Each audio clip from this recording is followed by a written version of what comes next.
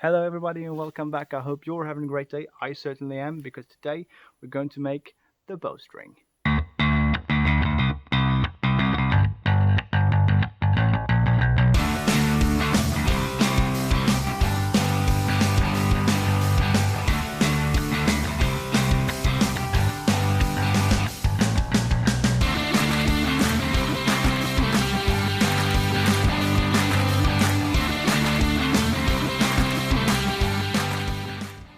Right then, I do apologise about the noise in the background, but it's nothing I can do.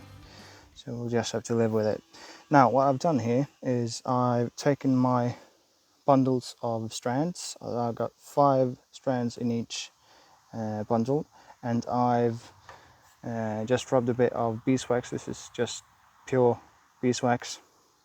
I'm sure you can get some expensive stuff, but I couldn't be bothered. And I've also staggered the ends a little bit, which will help with the blending the twist. You'll see. Hi again. As I'm editing the video, I realized I forgot to mention a few things, but I'm using a string material very similar to Dacron B50. It's called Dacro Gen. Don't really know the difference. I'm sure there's some difference, but that's what I'm using. And my strands are about 87 to 88 inches, which will give me a bowstring of about 67 to 68 inches. So yeah, back to the video. The first thing I'm going to do is make the loop. So we'll start here 8 inches in and start by twisting it. It doesn't matter which way as long as you're consistent. I'm going to give this a couple of twists and then do the same with the other one in the same direction.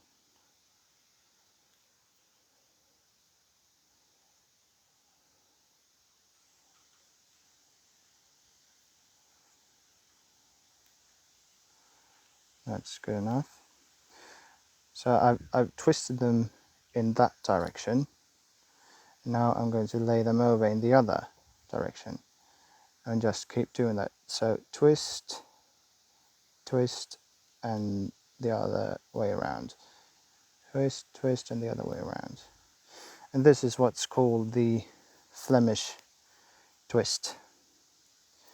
For some reason, I guess it's from Belgium. We're going to do this for a bit.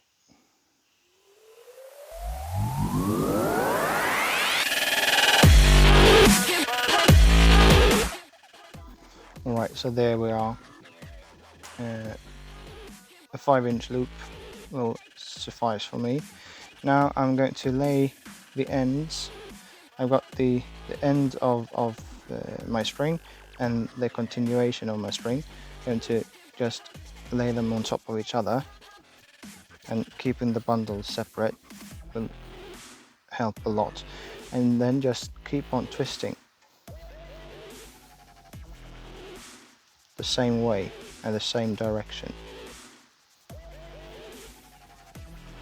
And a couple of alligator clamps would definitely come in handy, but I don't have any, so I'll just have to make do.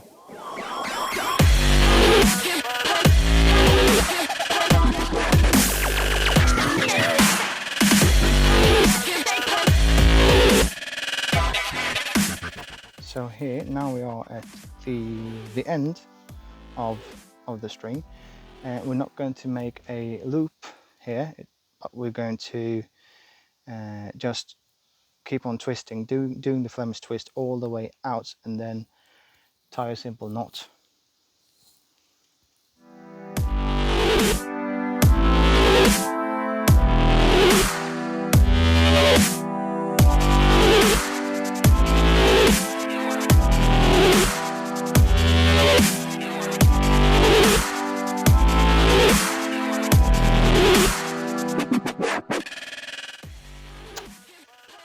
And there we are, a simple yet effective bow tillering string. Thank you so very much for watching. If you liked the video, please give it a thumbs up.